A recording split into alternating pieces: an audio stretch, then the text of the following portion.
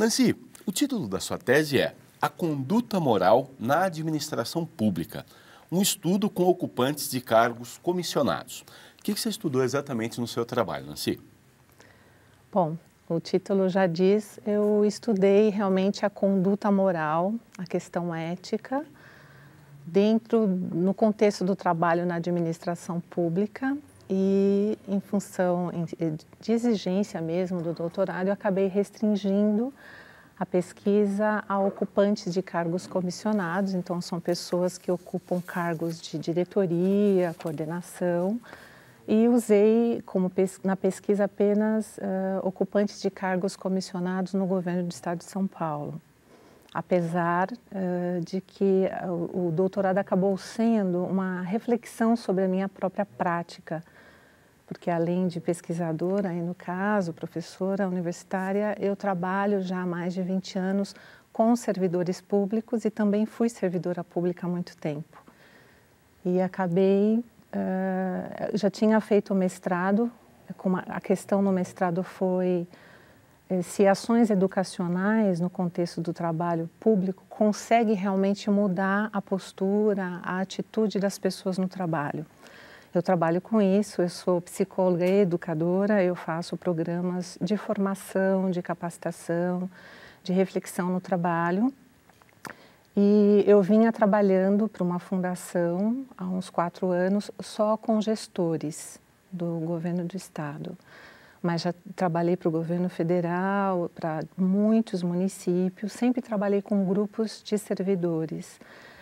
E eu vinha me questionando muito, porque independente de onde era o servidor, se ele era de uma prefeitura, se ele era de um estado, se era mesmo do governo federal, a fala, os depoimentos deles na sala de aula eram muito semelhantes. Eles falavam de uma cultura no serviço muito parecida e as queixas que eles traziam eram muito semelhantes. E dentre elas, eles relatavam muito atitudes e posturas consideradas não éticas no trabalho.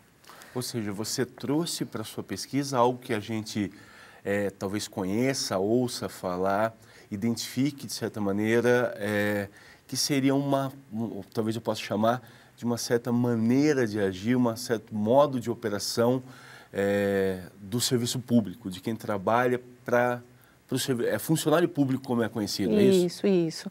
Eu trabalhava tanto com os funcionários públicos de carreira, concursados, servidores, como pessoas nomeadas que ocupavam cargos de gestão.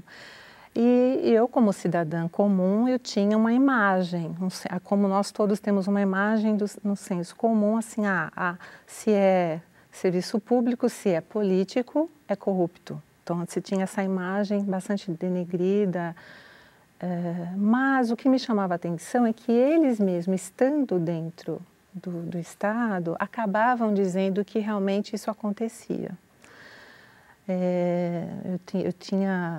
Passaram por mim, nessa época, quase 500 gestores e tinha esse discurso, dentre outras questões. Então, eu quis me perguntar, assim, no doutorado, o que leva, então, a essas atitudes consideradas não éticas na atuação enquanto gestor público, enquanto servidor público? É fator do comportamento. A minha pesquisa vale dizer que é dentro da psicologia, então é um recorte da psicologia para fazer esse estudo. Então eu me perguntava, o que leva à questão dessa conduta? É a formação do cidadão, do indivíduo hoje que está deformada, já que o homem é uma categoria social. A moral, nós não nascemos com a moralidade, ela é formada na cultura. Será que essa sociedade está formando pessoas com esses desvios morais? Ou será que é a estrutura que forma? Porque já que o discurso, independente de onde eles estavam ou eles estão, é muito parecido e esses desvios acontecem em todos os lugares, ou é a estrutura da máquina pública brasileira que acaba facilitando e levando a essas atitudes, a essa conduta moral? Eu posso entender que a sua dúvida de algo bastante difícil, imagino, por ser tão pouco tangível, era se isso que se identifica como um problema no serviço público é algo que já está presente na sociedade, que no serviço público apenas ganha espaço para proliferar, ou se o que começava a gerar esse problema é algo que estava implantado dentro do serviço público. Essa dúvida inicial que você tinha? Exatamente, você conseguiu traduzir muito bem, é isso mesmo. É alguma coisa que já acontece na sociedade e ali ela se prolifera, porque na realidade o homem, ele é corrompível, ele é corrupto tanto lá como em outro lugar, ou é alguma questão da máquina pública? É exatamente essa questão que eu me fiz. Antes de você contar a que conclusão você chegou, eu queria pedir para você nos contar sobre duas categorias que eu acho que são essenciais para a gente entender como você estudou. A racionalidade na administração e a moralidade do indivíduo. Podemos começar pela racionalidade e o funcionamento da administração? Como que você olhou para isso, como você estudou isso? Ok. Bom, eu peguei aspectos que são comuns, então, no serviço público brasileiro, que faz a máquina funcionar. Então, eu chamei da racionalidade da máquina pública e o seu modo de funcionamento e dividi em dois aspectos. Então, a sazonalidade dos mandatos e o seu modo de funcionamento. Na sazonalidade de mandatos, eu dividi em 5 aspectos. Então, a própria periodicidade dos mandatos. De que forma que a periodicidade de mandatos, ela repercute na conduta. Então, quando um gestor, uma pessoa comissionada, assume um posto, ela já sabe que é por um tempo determinado. Esse tempo, no máximo, 4 anos. Eu quis investigar se a pessoa assumir esse cargo, se ela já fica vulnerável, sabendo que não vai ficar muito tempo. Há uma pressão política para a pessoa se manter, é muito comum, a gente sabe disso, das pessoas serem trocadas com muita facilidade. Então, às vezes, ela não consegue cumprir os 4 anos. Então, eu queria investigar se esse período, a pessoa já sabendo que tem um período, se isso torna mais vulnerável ou não. Há acordos, há uma certa conivência com algumas coisas para se manter. Então, foi uma questão. E torna? Torna. A gente vai ver que os aspectos da estrutura, ela incide fortemente na conduta. Alguns aspectos, então, do funcionamento da máquina facilita, ele torna a pessoa mais vulnerável. A outra questão foi a estabilidade. Então, como o meu foco, no caso, foi ocupantes de cargos comissionados, cargos de confiança, o que acontece? A estabilidade, o servidor, ele é estável. E é importante até que seja, porque garante que o seu cargo não seja item de barganha. Então, muda o governo, ele se mantém ali. Um gestor, ele vai comandar um grupo que já tem estabilidade. Então, eu perguntei, uma questão foi essa, como é que fica a firmeza dele? Ele tem poder de mando num grupo que já está estável, que conhece o que acontece lá. Isso quando ele vem de fora. Muitas vezes o comissionado é do grupo. Então, o governo pega uma pessoa do grupo, às vezes um bom técnico, e coloca para ele comandar, dirigir.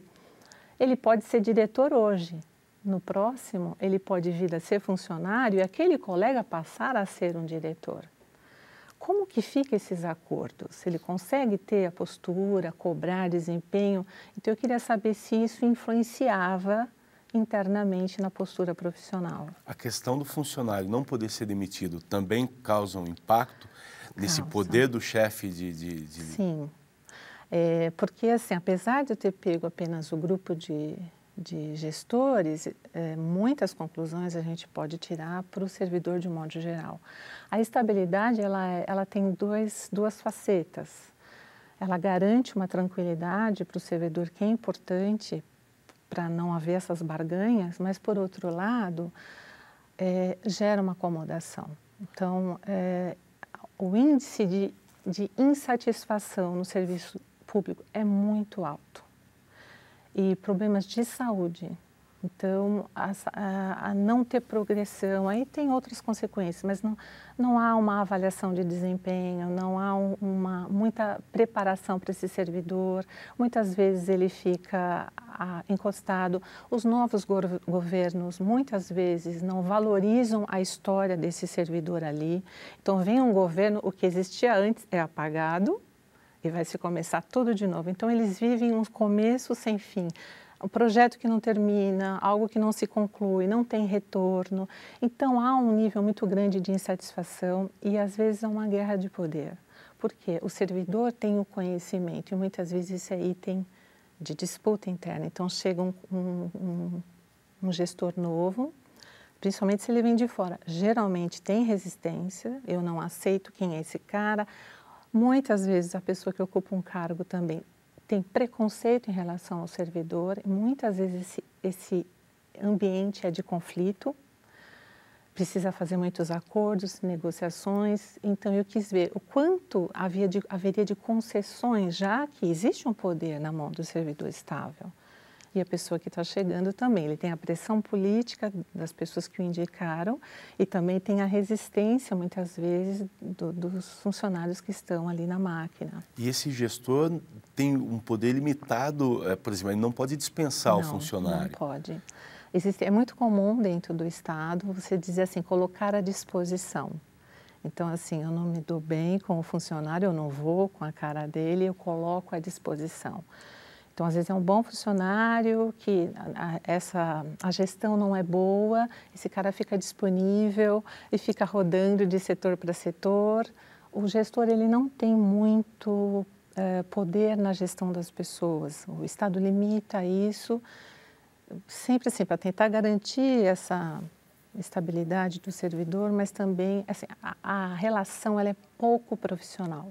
E pede o serviço público, pois um funcionário bom está encostado, e pede também o funcionário, porque ele está insatisfeito, até de um ponto de vista mais amplo, né, com uma ambição de carreira e de vida. É uma pressão muito grande essa relação. Então, dentro dessa estrutura, eu quis ver o quanto isso afeta a moralidade, porque você acaba sendo mais flexível, tendo concessões que às vezes não se deveria. Então, uma das questões que eu estudei então, foi a periodicidade, a estabilidade, a fidelidade política, o quanto isso também pode comprometer uma moralidade. Então, as questões que eu fiz, foi uma entrevista, né, aberta.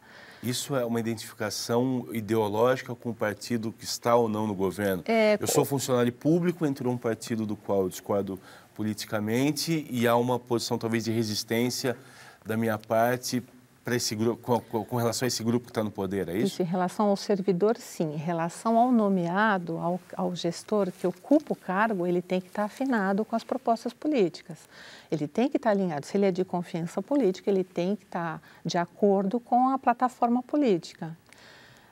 Mas muitas vezes há negociações, apesar de ser público, né? Então é uma questão que eu coloco na minha tese, apesar de ser público, que dá a impressão não visa lucro, mas tem uma mercantilização grande, troca de favores, concessões.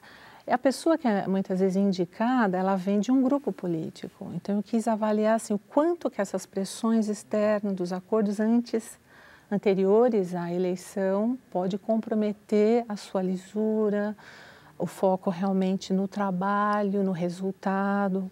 Como que são esses acordos, essas pressões na postura de quem está ocupando um cargo ali? Porque ele pode chegar comprometido com uma série de questões que foram acordadas antes da vitória nas eleições. Sim, e tem pressão do legislativo, os vereadores que são da bancada de apoio, que pressiona e que tem negócios. Então, é bastante complicado. Então, eu quis estudar assim, o quanto que essa formação moral do indivíduo consegue resistir a tudo isso, de fato, o que prevalece ali. A estrutura tem tudo isso, tem mais outros aspectos que eu acabei estudando, a questão da burocracia, então o trabalho também, ele perde o sentido. Quando é um espaço assim, muito burocrático, a pessoa se preocupa muito mais em seguir os padrões, o que está pré-determinado, e aquele trabalho ele fica completamente esvaziado de sentido também. Então, o trabalho é muito importante para o adulto. Nós canalizamos as nossas energias, muitas vezes no trabalho, e é importantíssimo que isso aconteça. O trabalho ele tem que ter um sentido para o sujeito. Um trabalho esvaziado, como é principalmente as secretarias meios que a gente fala, né? É um pouco menos para as secretarias fins, que atende de fato a população, que tem um retorno ali do cidadão que ele atende, mas as secretarias meios lidam muito com a burocracia, com papéis, com procedimentos. O que seria uma secretaria meio? Só para a gente entender secretaria assim, meio, de maneira por exemplo, geral. Uma secretaria de administração é uma secretaria meio. Ela organiza documentos, ela formaliza um setor jurídica, a gente diria que é uma secretaria meio. O que é secretaria fim? Educação, porque está ali lidando diretamente com o aluno. Saúde, ele está lidando de fato com os pacientes. Obras, ele está ali de fato fazendo a obra. Mas tem toda uma secretarias que dão suporte para que isso aconteça, e ali é mais grave. Então, o servidor, que o seu trabalho totalmente esvaziado, ele não entende o que aquele carimbo, aquele papel vai repercutir na cidade, na sociedade. Onde ele coloca essa energia que ele tem? Ele tem que buscar prazer de alguma forma. E com esse vazio é mais fácil fazer concessões, buscar prazer imediatos em outras coisas. Sim, você falou e ressaltou bastante, é importante para a gente poder entender essas categorias todas, a questão da moralidade, e daí de maneira mais ampla na sociedade. Como que a gente entende isso, essa moralidade que não está restrita ao ambiente ali do serviço público, mas na sociedade de maneira geral? Uhum. A pesquisa foi exatamente isso. Então, eu estudei a estrutura e também a moralidade. Então, será, é aquela questão que você traduziu bem, será que a sociedade está formando pessoas com moralidade frágil? Então, eu estudei como é que se constitui a moralidade do indivíduo. Então, eu estudei alguns autores da teoria crítica, então são os frankfurtianos, então Adorno, Horkheim, Marcuse, e estudei especialmente Freud quando ele aborda a questão social e cultural, principalmente o mal-estar da civilização. E o que o Freud diz? Nós não nascemos éticos, a ética ela é muito importante para existir, para vivermos em sociedade. Nós temos que abrir mão das nossas pulsões, do nosso estado natural, abrir mão das pulsões dos nossos desejos mais primitivos e fazer um acordo com a cultura. A gente introjeta os valores e os ideais sociais, culturais, para podermos viver em coletividade e aceitar o outro, né? Então, a gente sai dessa postura que a gente fala narcísica, voltada só para nós mesmos, para poder viver em sociedade. Porém, a forma como a sociedade é constituída atualmente, focada muito no econômico, nós somos vistos como mercadoria, as necessidades são construídas de fora para dentro. Então, nós vemos como importante necessidades obsoletas. Então, o sucesso como importante, o dinheiro como importante. Então, para os frankfurtianos e para Freud, a ética, para que haja a ética, precisa ter um indivíduo consciente das suas escolhas e tendo clareza do resultado das suas escolhas e das suas atividades e relacionar isso com a própria vida. Então, ele dá significado para aquilo que ele faz para além da vida. Nós, segundo aí os autores, e eu concordo, nós estamos numa vida danificada, uma vida negociada e, segundo eles, um pseudo-indivíduo. Nós não conseguimos construir um ser ético na sociedade. Não conseguimos superar o estado narcísico. Nós somos estimulados a pensar cada vez mais em nós mesmos, não considerar o outro. E aí eu acabei encontrando alguns atributos psíquicos que seriam muito importantes que o homem tivesse desenvolvido para conseguir ser ético, para não corromper, por exemplo. Quais seriam? Eu dividi em 3 grupos, então eu chamei relação com o outro. Então a relação com o outro está a capacidade de se identificar com a dor do outro, a comoção e até mesmo sempre esqueço, a compaixão. Há uma crítica à compaixão, mas ela é importante que haja. Um outro agrupamento, análise, a capacidade de análise e conduta, então o senso de justiça, o estranhamento, então parece meio esquisito, mas o estranhamento é assim, por exemplo, a gente vê barbaridades hoje na sociedade, a gente não estranha mais. Então, aquela pessoa que estranha, que tem um comportamento que é estranho até para o outro, porque ela não é comum, até o Adorno diz uma coisa muito interessante, que a gente suspeita daquele que, de fato, por exemplo, ajuda alguém e não quer nada em troca, que a gente acha isso estranho, porque a nossa sociedade sempre nos ensinou a sempre querer algo em troca, né? Então, o estranhamento, a solidariedade, a capacidade de julgamento e análise, o senso crítico,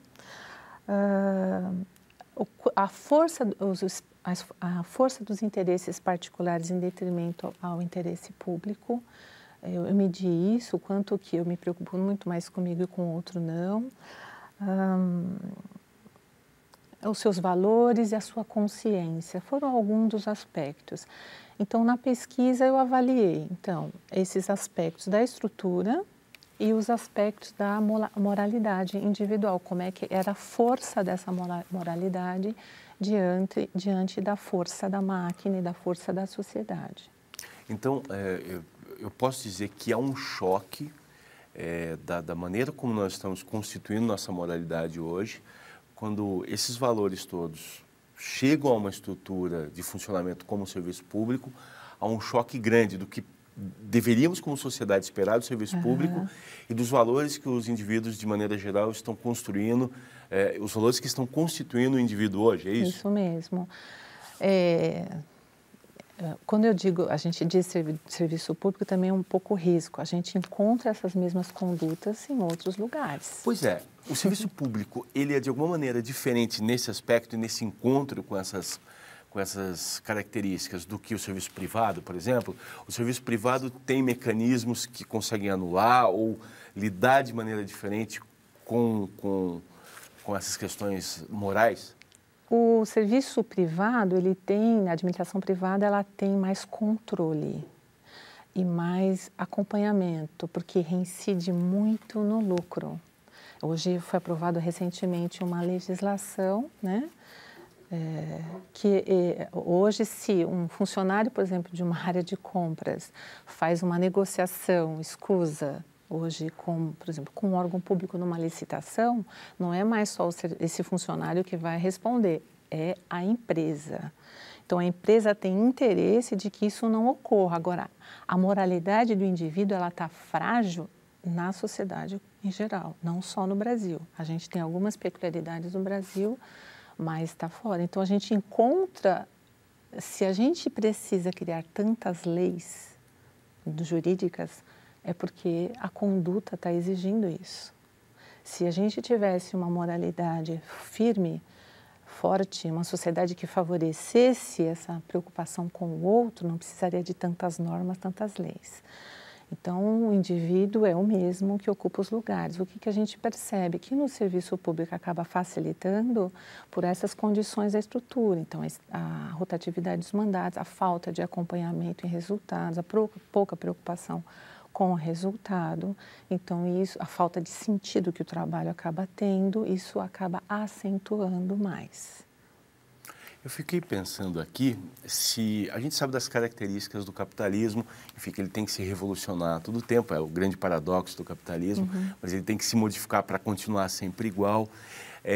Se as características do capitalismo são mais palpáveis, a gente encontra de maneira mais ativa no serviço privado do que no serviço público, e por isso haveria um choque desse homem hoje, que a gente sabe, moldado pelas características do capitalismo, quando ele entra numa estrutura que não tem o mesmo ritmo do capitalismo, se o choque aconteceria de maneira mais intensa do que no serviço privado, onde o capitalismo é mais ativo e responde mais às próprias características.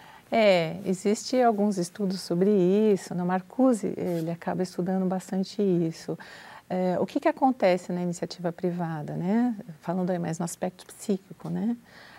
Essa energia que a gente precisa depositar em alguma coisa, que nós desviamos para poder se relacionar, quando você tem um trabalho que cobra muito, cobra resultado, acaba utilizando essa energia a favor da própria organização, do próprio resultado do trabalho.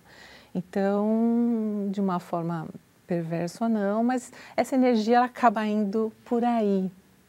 Então, o reconhecimento, a valorização, a avaliação do seu desempenho, você acaba tendo até menos espaço para desvios, porque a energia ela é bem canalizada, vamos dizer assim.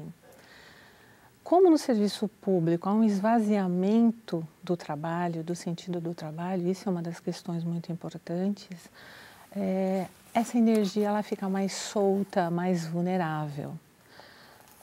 Tanto que nos resultados que eu obtive, as pessoas que eu entrevistei e que eu venho encontrando aí no meu trabalho, que se identificam e que vê sentido na finalidade do trabalho que ela exerce, ela é muito menos vulnerável à corrupção.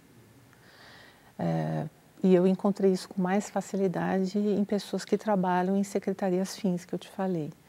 Então, teve 2 delas que eu entrevistei que têm uma paixão pelo que faz, que estão há muito tempo, passa governo e governo, ela acaba se mantendo no cargo ali de direção e gosta muito, valoriza o que faz e uma pessoa totalmente íntegra e que tem uma clareza, uma consciência bastante crítica, isso é bastante importante.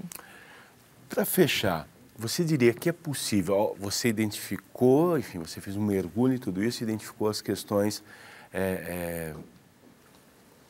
onde, enfim, as questões se complicam.